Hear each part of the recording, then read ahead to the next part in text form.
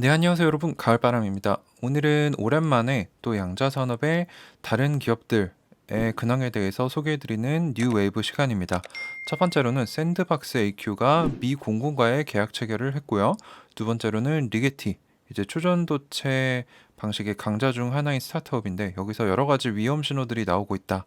그래서 두 가지 소식을 전해드리면서 부제로는 성장주의 종합적인 분석이 필요한 이유라고 제목을 지어보았습니다. 네, 우선 샌드박스 AQ가 11월 18일 미 공군과의 계약 체결을 발표를 했는데요.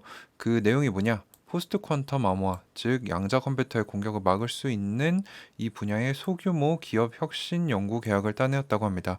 그래서 지금 현재 샌드박스 AQ는 구글에서 스핀오프를 해서 AI와 양자 기술 퀀텀, 그래서 AI 퀀텀의 복합 효과를 정부와 글로벌 1000대 기업들에게 제공하는 B2B 소프트웨어를 서비스로 제공하는 기업인데요. 이제 최근 포스트 퀀텀 암호 재고 분석, 성능 벤치마킹 등 이런 것들을 하기 위한 미 공군의 1단계 계약을 따냈다, 수상받았다라고 합니다. 그래서 이 계약이 중요한 이유는 국가의 이익에 도움이 될 수 있는 혁신적인 이 AI와 양자를 함께 활용하는 이 기술을 인정을 받았다는 거죠. 그래서 이 상을 통해서 샌드박스 AQ는 미 공군뿐만 아니라 스페이스 포스라고 해가지고 미국의 우주군의 데이터 네트워크를 양자 공격으로부터 보호할 수 있는 이런 시스템을 구현하는데 자사의 어플리케이션이 어떤 도움이 될 수 있는지, 궁극적으로 도움이 되면은 또 실제 계약에 들어가서 만드는 그런 걸 하겠죠.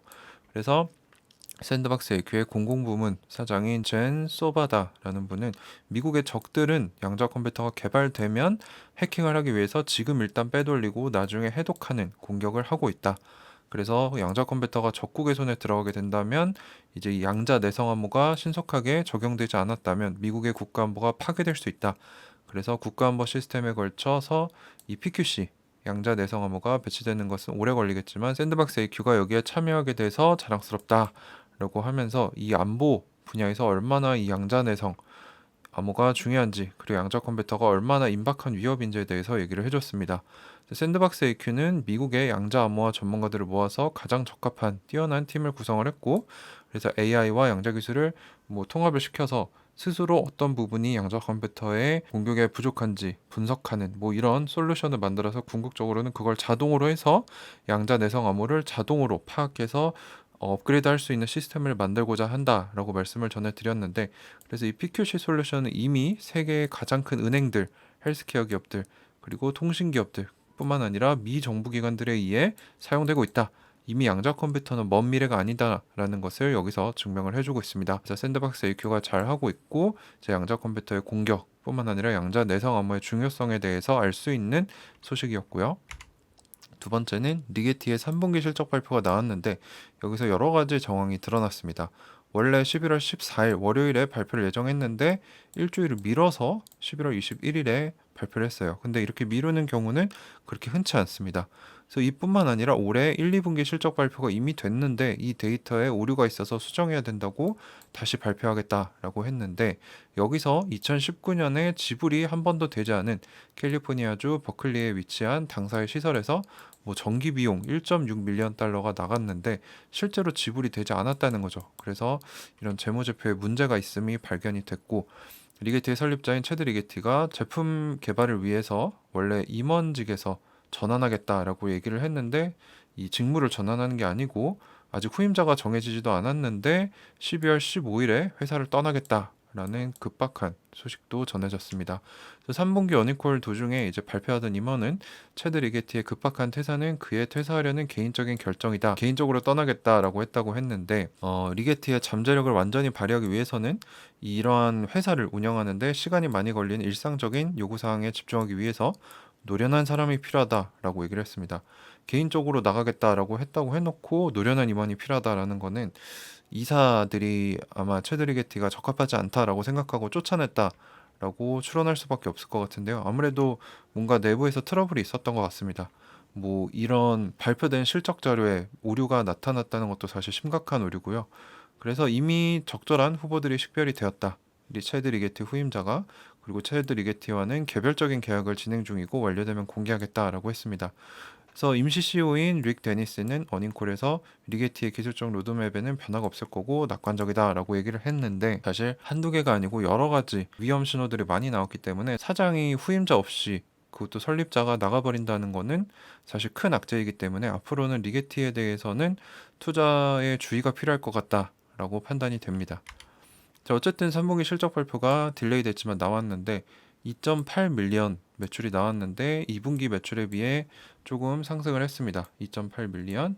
그리고 뭐 적자는 마이너스 18 밀리언이 나왔고, 현재 가진 현금성 자산이 161밖에 되지 않습니다. 여기에 비해서 아이온큐는 한 555 정도를 가지고 있으니까 거의 3배 이상을 확보하고 있다. 그래서 리게티가 이 어려운 경제상이 지속되면은 아이온큐보다 불리하겠다라고 추측을 해볼 수 있을 것 같고요. 2022년 총 매출은 12에서 13밀리언을 예측하는데 아이온큐는 10밀리언대를 예측하기 때문에 이제 아이온큐와 리게티 매출이나 이런 규모가 비슷하다고 보였는데, 이제 이 중에 4밀리언은 이미 고객인 정보기관과 협상 중이다. 만약에 협상이 잘 안 되면 이보다 매출이 적게 나올 수도 있다. 뭐 이런 얘기를 했습니다. 그리고 2022년 적자 가이던스를 50에서 53에서 56에서 58로 조정을 했습니다. 더 늘렸죠, 적자 폭을. 그래서 새로운 CEO 탐색으로도 비용이 많이 나간다. 그래서 추가적으로 비용이 나간다라고 얘기를 했고, 뭐 기존의 기술적 로드맵인 23년 초에 85큐비트 칩을 개발을 하고 23년 말에는 이 85큐비트 4개를 연결해서 뭐 336큐비트 수준을 만든다.